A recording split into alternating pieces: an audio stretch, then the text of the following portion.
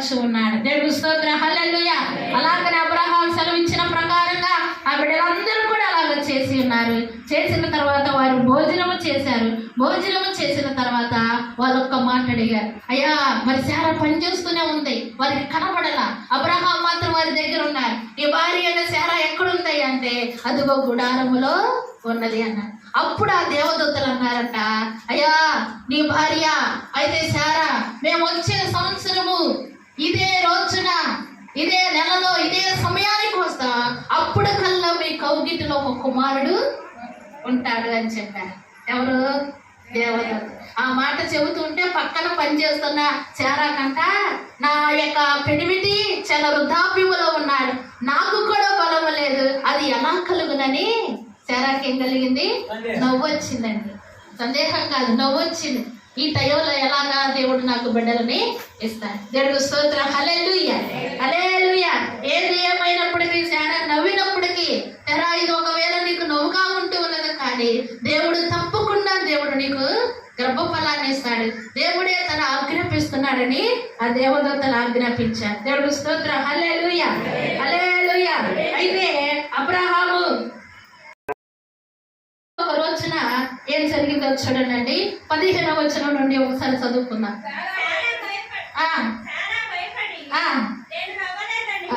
శారా భయపడి నేను నవ్వలేదని చెప్పగా ఆయన అవును నీవు నవ్వితివి అనేను.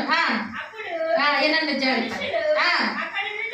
అప్పుడు మనుషులు అక్కడి నుండి లేచి సొదొమ తట్టు చూచిరి. అబ్రహాము వారిని సాగనంపుటకు వారితో కూడా వెళ్ళాను.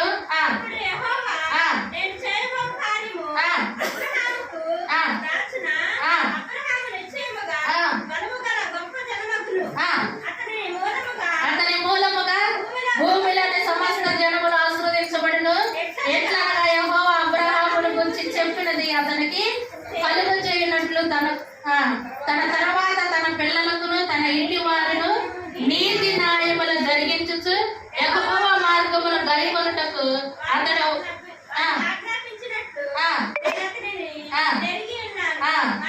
మరియు సొదొమ గొమొర్రాలను గూర్చిన మొర గొప్పది కనుక వాటి పాపము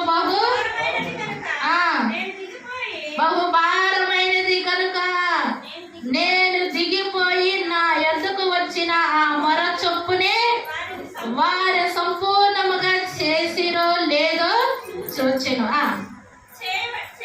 చెయ్యని ఎడల నేను తెలుసుకొందునా నేను. ఆ మనుషులు అక్కడ నుండి తిరిగి సొదొమ వైపుకు వెళ్ళిరి. అబ్రహాము ఇంకను యెహోవా సన్నిధిని చాలు, మళ్ళీ తర్వాత చదువుకున్నారు. దేవుడు స్తోత్రం చెప్పండి, హల్లెలూయా. ఇక ఆ మాట చెప్పి వీళ్ళందరూ కూడా ఈ దేవదూతలు ముగ్గురు కూడా ఏం చేశారంట, పక్కనుంటున్న పట్టణం వైపు చూశారంట.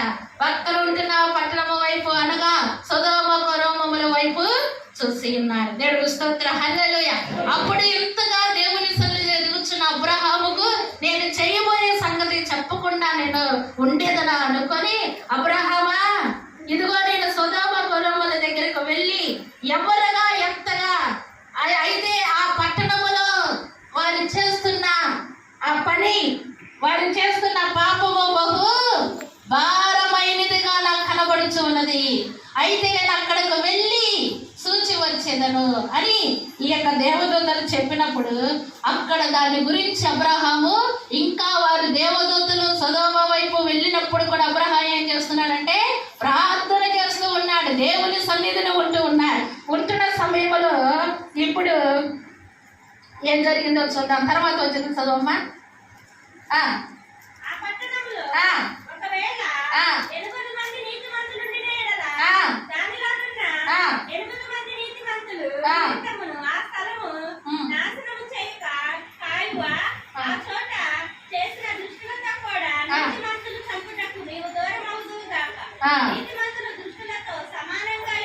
నీతిమంతుని దృష్టినితో సమానముగా ఎంచుట నీకు దూరమవును గాక. సర్వలోకమునకు తీర్పు తీర్చువాడు న్యాయము చేయుడా అని చెప్పినప్పుడు యెహోవా సొదొమ పట్టణములో 80 మంది నీతిమంతులు నాకు ఉండిన ఎడల వారిని బట్టి ఆ స్థలమంతా చాలు, తర్వాత చదువుకుందాం. దేవుడికి స్తోత్రం చెప్పండి. హల్లెలూయా, హల్లెలూయా. అబ్రాహాముకి ఒక మనసు కలిగి ఉండొచ్చండి. ఎందుకు? సొదొమ గొమొర్రా చేసిన ఆ పాపము బహు భారమైనదని వీళ్ళు చెబుతూ ఉన్నారు. అయితే ప్రభువా, ఇదిగో నాయన, నీతిమంతులు కొంతమంది ఉండిన ఎడల పట్టణములో ఆ పట్టణాలను కాపాడేదవా అని పరిశుద్ధాత్మ దేవుని ఎవరు అడుగుతున్నారు? అబ్రహాం చూడండి, నా మటుకు నేను దీవించబడ్డాలి అనుకోలేదు, అయితే ఎదుటి వారి గురించి కూడా ఆలోచన చేస్తూ ఉన్నాను. ప్రభువా, నువ్వు అక్కడికి వెళ్ళినప్పుడు వారికి చేసినది పాపము భారమైనదిగా కనబడుతుంది అంటున్నాను. అయితే ఇదిగో నువ్వు అక్కడికి వెళ్ళినప్పుడు వారిలో కూడా నీతిమంతులు ఉంటారు. నీతిమంతులను బట్టి ఆ పాపులను నువ్వు రక్షించవా అని అడిగినప్పుడు దేవాతి దేవుడు అన్నారు, నీతిమంతులు ఉంటే వారు నేను తప్పకుండా రక్షించేదని అని చెప్పాను. దేవుడికి స్తోత్రం. హల్లెలూయా, హల్లెలూయా. తర్వాత వచ్చిన చదవమ్మ త్వరగా.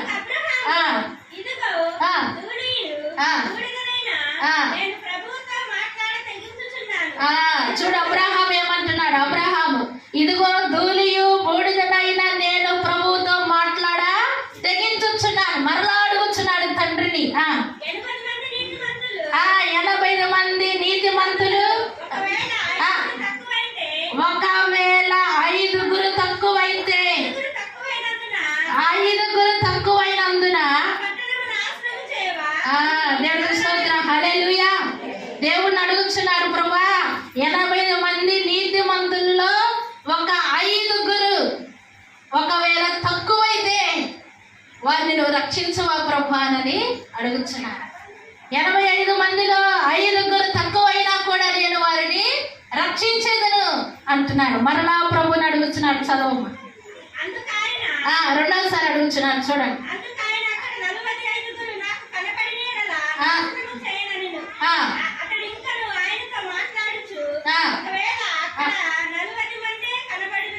అక్కడ 45 నాకు కనబడిన నాశనము చేయనను.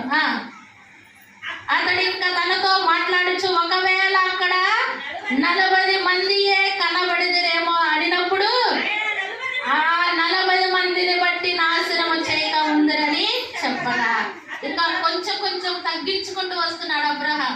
ప్రభా, ఇదిగో తండ్రి, 45 మంది ఉన్నప్పుడు 45లో 5 మంది తప్పిపోయి 40 మందే కనబడితే వారిని రక్షించవా అన్నాడు. ప్రభు అన్నాడు, నేను రక్షిస్తాను అన్న. అంతమంది నీతిమంతులు ఉన్నా నేను కాపాడేదను అంటున్నాడు. మరలా కొంచెం తగ్గిస్తూ ఉన్నాడు. చూడండి.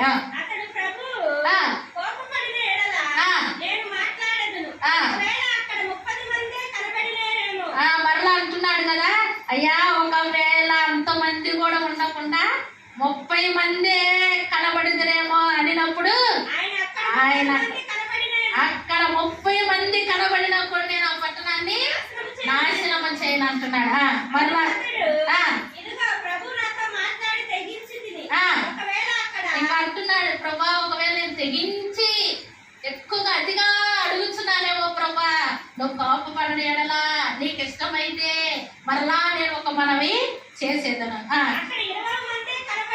మరలా అంటున్నాడు, ప్రభా, అక్కడ 20 మందే కనబడితే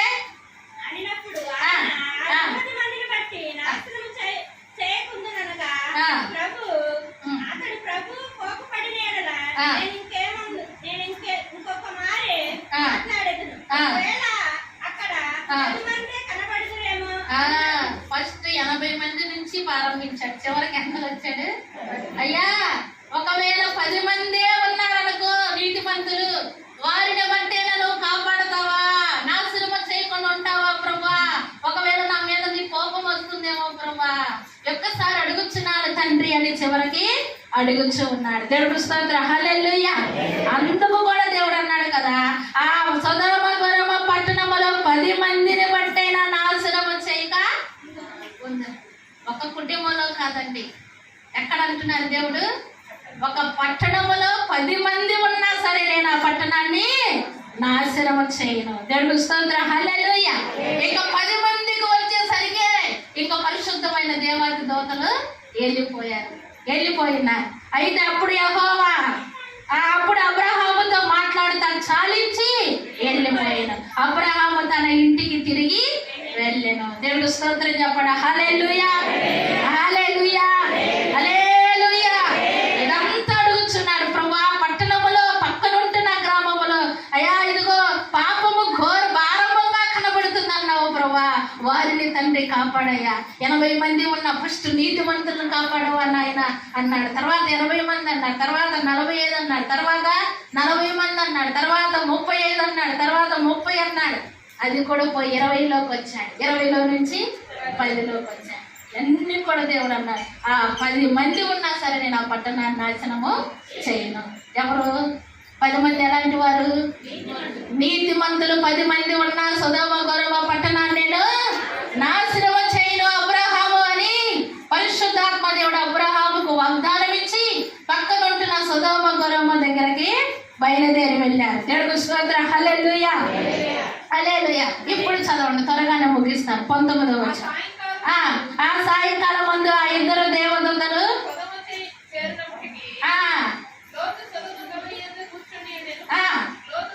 ఇక్కడికి ఇంకా సాయంకాలం అయిందండి.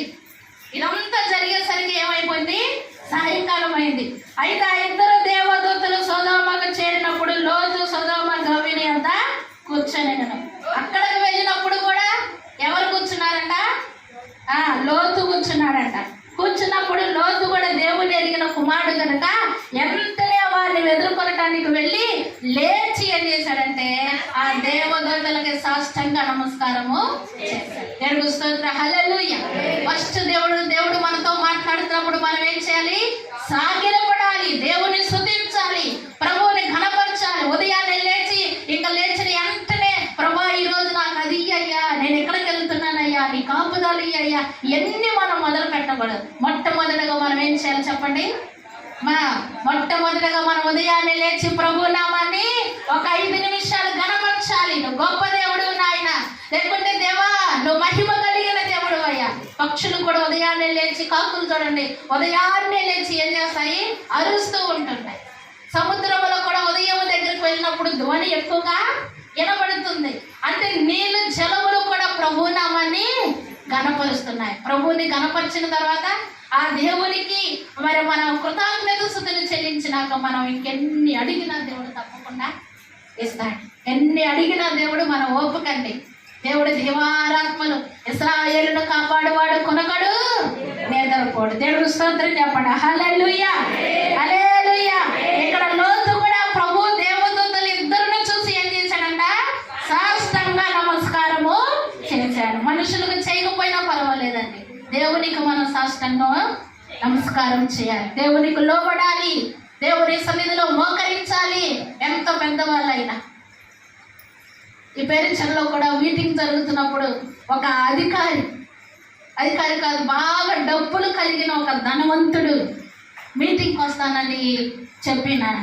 అప్పుడు దినకరన్ నాకు ఒక ఫోన్ చేశారు. బిడ్డలన్నా, అయ్యా ఆయన బాగా విపరీతముగా ధనము కలిగిన వారిలో కూడా బహుధనము కలిగిన కుమారుడు. మరి ఆ బిడ్డ వచ్చినప్పుడు కొంచెం మీరు గౌరవించి స్టేజ్ మీదైనా కూర్చోబెట్టాలి అని చెప్పి.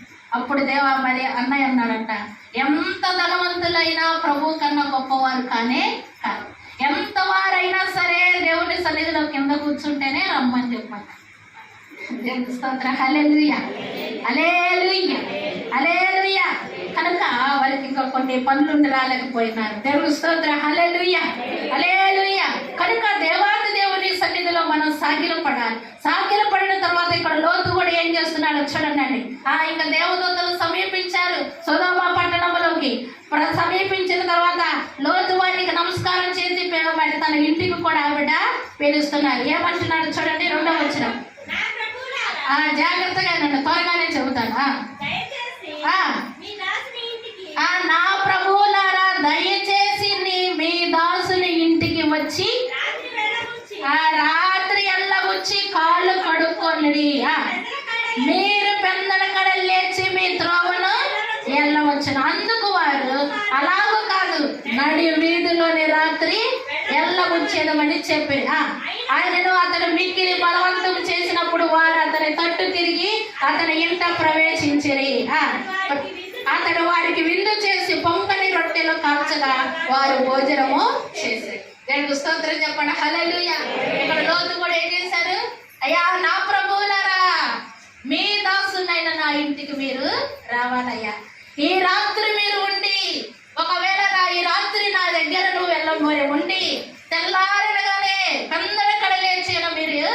వెళ్ళవచ్చు అన్నాడు. అడిగితే అప్పుడు దేవదూతలు అన్నారు, లేదు లేదు, ఈ రాత్రి మేము నడివీధుల్లోనే ఈ రాత్రి అంతా గడుపుతామంటే లోతు బలవంతము చేయడాన్ని బట్టి తన ఇంటిలోకి వెళ్ళడానికి ఒప్పుకున్నారు. ఎవరు? దేవదూతలు. దేవుడు స్తోత్రం. హల్లెలూయా, హల్లెలూయా. లోతు ఆశించిన ప్రకారంగా, బలవంతం చేసిన ప్రకారంగా దేవదూతలు ఎక్కడికి వెళ్ళారంటే లోతు వాళ్ళ ఇంటికి వెళ్ళారు. వెళ్ళిన తర్వాత ఆ లోతు కూడా ఏం చేశాడంట, పొంగని రొట్టెలను కాల్చి వారికి భోజనముగా చేశారు. చేసిన తర్వాత దేవదూతల భోజనము తిన్న తర్వాత ఏం జరిగిందో చూడండి అన్న. ఈ వచనం చెప్పడానికి మీకు ఇదంతా చెప్పాను. చదువు అందరూ జాగ్రత్తగా వినండి. చదువు.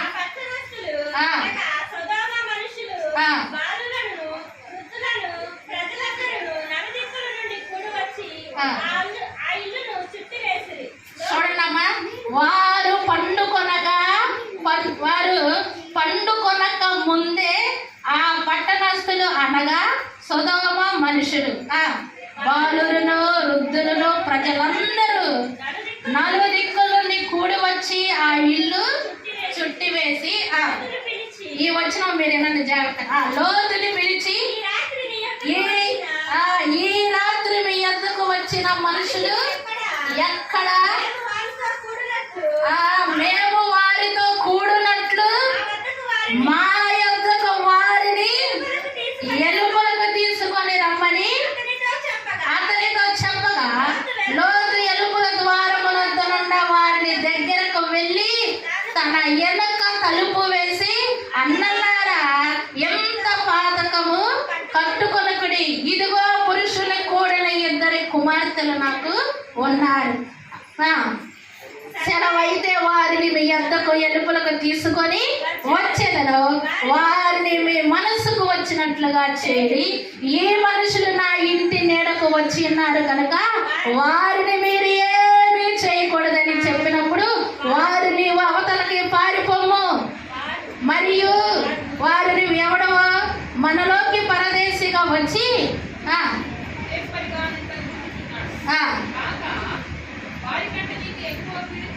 కాగా వారి కంటే నీకు ఎక్కువ కీడు చేసేదమని చెప్పి లోతు నా మనుషుల మీద దొమ్మిగా పడి తలుపులు పగలగొట్టుటకు సమీపించారు.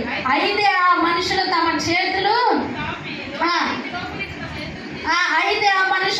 చేతులు చాపి లోతును ఇంటి లోపలికి తమ యొద్దకు తీసుకొని తలుపు వేశారు. అప్పుడు వారు పిల్లలను మొదలుకొని పెద్దల వరకు ఆ ఇంటి ద్వారము దగ్గర ఉన్న వారికి కనుమొప్పు కలుగు చేయగా వారు ద్వారము కనుగొనలేక చూడండి. ఎంతమందికి అర్థమైంది చెప్పండి? ఈ వచనం చదివి నాకు కూడా గుండెల్లో దాడు. దేవుడు స్తోత్రం. హల్లెలూయా. ఎంత భయంకరమైన మాట. దేవదూతలు సంతోషంగా వచ్చి భోజనం చేసి లోతు ఎంతో సంతోషపడుతుంటే వీళ్ళందరూ భోజనం చేసి దేవదూతలు కూర్చొని ఉండగానే సొదొమ ప్రజలందరూ కూడా ఏం చేశారంట, ఒక చిన్నపిల్లలేమి వృద్ధులేమి అందరూ కూడా ఆ లోతు వారి ఇంటిని అందరూ కూడా ముట్టడించారు. యవనస్తులు కాదు, చిన్న పిల్లలతో సహా. అంటే ఆ పట్టణం ఎంతగా ఘోరమైన స్థితిలో ఉందో చూడండి. దేవదూతలు అబ్రహాం అక్కడ చెప్పారు ఏమని, సొదొమ పట్టణము బహు పాపముతో భారమైనదిగా నాకు కనబడుతుంది అని చెప్పి. దేవుడు స్తోత్రం. హల్లెలూయా, హల్లెలూయా. కొంచెం కూర్చోండి. దేవుడు స్తోత్రం. హల్లెలూయా. ఎంత భయంకరమైన సంగతి అండి. ఈ మాట చెప్పి నేను ముగింపులోకి వస్తున్నాను. దేవుడు స్తోత్రం చెప్పండి. హల్లెలూయా. ఇది చెప్పడానికి ఇదంతా మీకు తెలియపరిచాను. అయితే దేవదూతలు వచ్చి భోజనము చేసి లోతు ఇంటిలో కూర్చొని ఉండగా ఆ సొదొమ పట్టణము ప్రజలందరూ బాలులేమి చిన్నవారేమి వృద్ధులేమి అందరూ కూడా ఆ లోతు చుట్టూ కూడా మరి చుట్టూ ఉండట వారు వచ్చినారు.